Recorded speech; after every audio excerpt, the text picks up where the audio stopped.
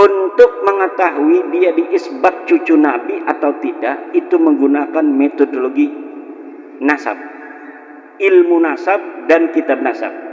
Secara kitab nasab mereka sudah hakul yakin kata orang Irama, bahwa mereka bukan cucu Nabi. Lalu ketika saya pernah mengungkapkan kata-kata yang enggak baik kepada Imam Al-Faqihil Muqaddam, itu baru tergoncang saya punya jiwa untuk mensahihkan nasab Alawi dari abad ke-5 Hijri sampai abad 15 Hijri sampai hari ini.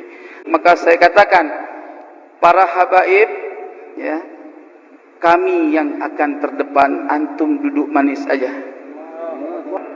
Untuk mengetahui apakah mereka ini nama-nama yang disebutkan sampai Ahmad bin Isa itu sosok historis, orangnya betul-betul ada atau tidak, itu menggunakan pendekatan historis, yaitu melalui menelusuri nama-nama keluarga mereka ini dalam kitab-kitab sejarah. Dan dalam penelitian penelusuran saya mengenai nama-nama keluarga mereka, dari mulai Abdurrahman Segaf, kakeknya Ali Abu Bakar As-Sakran, Abdurrahman As-Segaf, punya ayah katanya namanya Muhammad Maula Dawilah. Ini adalah sosok yang fiktif. Dari mulai Muhammad Maula Dawilah, punya ayah Ali Sahibud Darak, Ali Al-Ghayyur, Faqih Muqaddam, Ali bin Sahib Mirbat bin Ali Qali Qasam bin Alwi, sampai Ubaid, itu semuanya sosok ahistoris, orang fiktif yang namanya diurut begitu saja demi untuk mencapai ketersambungan sampai Ahmad bin Isa yang sudah sahih sebagai keturunan Nabi. Jadi jangankan bisa diisbat secara ilmu nasab, uang sosoknya aja nggak ada. Ya gimana sih Kiai Ahmad bisa menemukannya begini Pak? Di Tarim itu banyak orang dulu. Faqih Muqaddam itu 653 Hijriah. 653 Hijriah di Tarim itu banyak ahli-ahli agama, ulama-ulama besar. Ada kitab-kitab nasab sejarah yang ditulis. Kejadian apa saja yang terjadi di Tarim itu ada dalam kitab Al-Yafi'i, dalam kitab Tabaqat Fuqaha'il Yaman, dalam kitab As-Suluk, semuanya diterangkan. Ada kejadian pembunuhan para fuqaha 560 Hijriah itu, ada penyerbuan dari kerajaan membunuh para kiai-kiai karena perbedaan dalam cara pandang keagamaan. Tapi tidak ada satupun nama-nama yang disebutkan ulama baik yang dibunuh maupun tidak dibunuh dari keluarga Ba'alwi. Kenapa? Karena memang waktu itu mereka tidak ada di Tarim.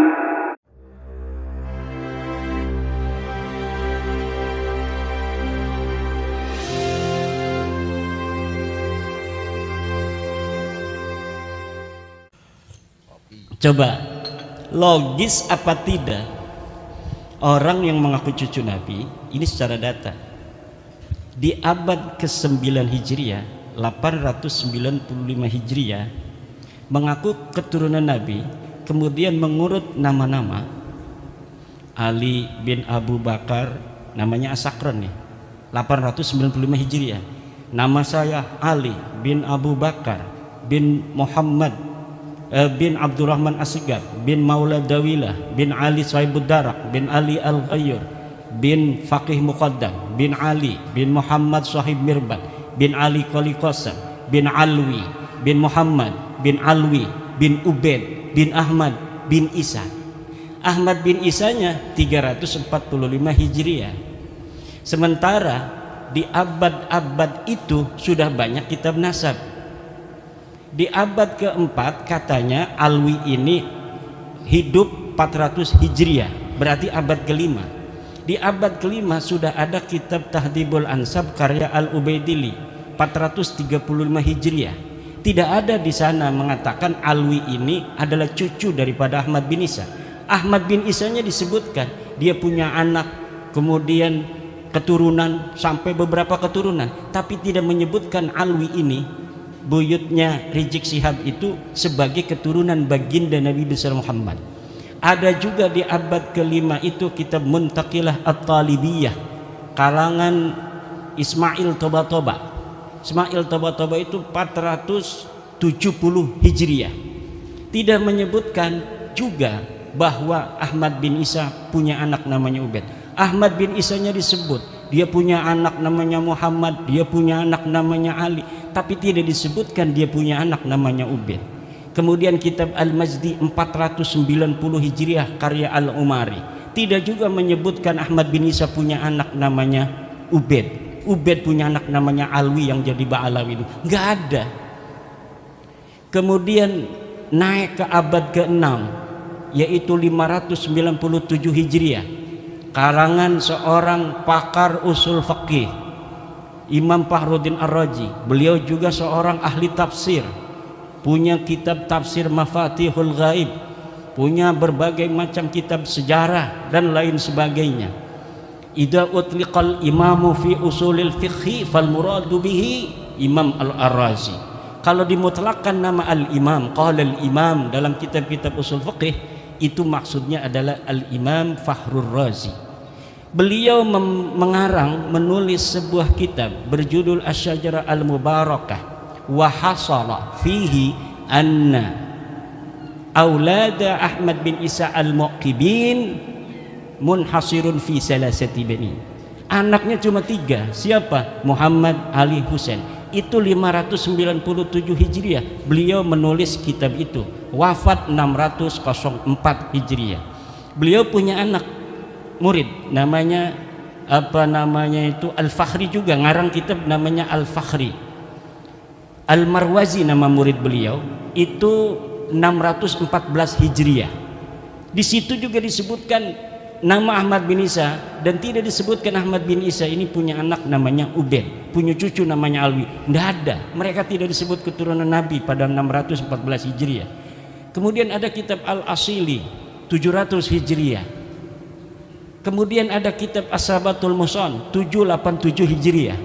Kemudian ada kitab Umdatul Talib As-Sugra 828. Ada kitab Umdatul Talib As-Sugra karya orang yang sama Ibnu Ainabah 828 Hijriah. Sampai abad ke-8, abad 9 awal ini tidak ada orang yang menyebutkan ahli nasab itu bahwa Ba'alawi keturunan baginda Nabi besar Muhammad SAW. Padahal mereka sudah ada itu di abad 9 itu, mereka sudah mulai mengaku sebagai turun Nabi. Ali bin Abu Bakar As-Sakran ini sudah mengaku keturunan Nabi di abad 9. Tapi orang-orang Yamannya saja itu tidak ada yang mencatat mereka sebagai keturunan Nabi di abad 9 itu. Maka saya sebutkan ada 550 tahun kosongnya riwayat antara pengakuan dan orang yang diaku. Orang yang diaku 345 Hijriah, mereka mengaku 895 Hijriah, hitung pakai kalkulator 550 tahun. Itu kalau kita mau kasihan. Itu versi kasihan itu 550 tahun itu. Versi yang tidak kasihan dalam ilmu nasab itu, dalam ilmu nasab, sebuah kitab sejarah la yuqaddamu bihalin ala ma yusbituhun nasabun. Ilmu sejarah, sejarawan tidak bisa didahulukan dari apa yang telah ditetapkan oleh ahli nasab. Sedangkan Ali As-Sakran ini ngarangnya kitab sejarah tasawuf dan amalannya. Maka walaupun ada susunan dia menyebutkan nama-nama sampai Ahmad bin Isa, itu sebenarnya dalam ilmu nasab tidak dianggap sama sekali. Adanya nama mereka itu muncul dalam kitab nasab, dalam kitab Tuhfatut Talib 996 Hijriah. Itu kalau dihitung 651 tahun. Cuma dalam kitab Tuhfatut Talib yang menyebut nama-nama mereka itu, Alwi sudah ada di situ tuh. Karena kan mengakunya 895 Hijriah. Kemudian 996 Hijriah ada masuk nama dia. Masuknya apakah berdasarkan maraji, tidak. Orang yang mengarang kitab itu Tuhfatut Talib namanya As-Samarqandi mengatakan, saya melihat fi ba'dit ta'aliq, dalam sebagian kertas-kertas ta'liq. Jadi bukan berdasarkan maraji dari kitab-kitab, tetapi berdasarkan apa yang dia temukan dari kertas yang ada di pinggir jalan. Dia nemuin aja, wah ada nih bin, masukin aja supaya kitab saya agak banyak lah. Itu hanya begitu saja. Di dalam ilmu nasab, ida urifal wadi'u intafal istidlal. Apabila ditemukan dan diketahui pemalsunya, maka istidlal itu hilang. Nah, kitab Tuhfatut Talib ini tidak bisa untuk dijadikan referensi. Kenapa? Walaupun dia kitab nasab, tetapi penulisnya sudah iktiraf bahwa dia mendapatkannya bukan berdasarkan maraji dari kitab-kitab sebelumnya. Sedangkan di dalam kitab nasab, nasab itu bisa diisbat hanya oleh kitab-kitab nasab. Jadi kitab-kitab nasab yang ada di sejak masa 199 Hijriah, Abnaul Imam fi Misra Wassam, itu Abnaul Imam kitab aslinya yang kemudian pada abad ke-5 dipalsukan, katanya ini karya Yahya bin Ismail Toba-Toba, padahal itu karya Ibrahim Toba-Toba yang wafat 199 Hijriah. Itu sudah ada kitab nasab, 199 Hijriah sudah ada kitab nasab, ditulis semua keturunan Imam Hasan dan Imam Husain. Gak bisa orang masuk sembarangan.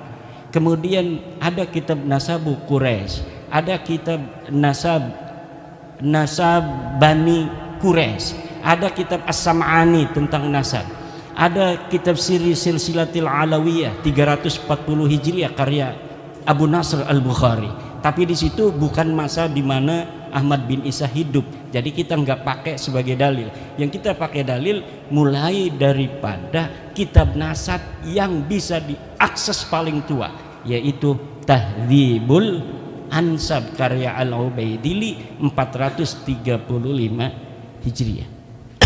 Jadi kitab-kitab nasab itu sudah menafikan mereka sebagai turun Nabi. Ini kata Hanif Alatas, kalau tidak ada yang menyebut, itu bukan berarti dia tidak ada. Kalau misalnya ada yang menafikan bahwa Alwi bukan cucu Nabi di abad 5, baru bisa diterima bahwa Alwi itu bukan cucu Nabi. Tapi tidak ada orang yang menafikan Alwi sebagai cucunya Ahmad bin Isa di abad ke-5. Alasannya begitu. Kalau Kiai Imad bisa menemukan satu kitab yang menafikan katanya Ubaid sebagai anak Ahmad bin Isa, Alwi sebagai cucu daripada Ahmad bin Isa, baru itu sahih. Kalau tidak ada yang menafikan, tidak, kata saya. Coba lihat dalam kitab tauhid yang kecil aja, kitab Syarah Aqidatul Awam. Kitab apa itu? Karya Ibrahim Al-Laqani, Tuhfatul Murid ya. Tuhfatul Murid itu bagaimana? Sesuatu yang sah untuk dinafikan adalah sesuatu yang subut. Sesuatu yang bisa ditiadakan adalah sesuatu yang ada. Kalau sesuatu yang tidak ada itu tidak bisa ditiadakan karena dia sudah tidak ada secara ontologis. Sekarang ada yang tidak hadir, misalnya istri keduanya Kiai Suparman.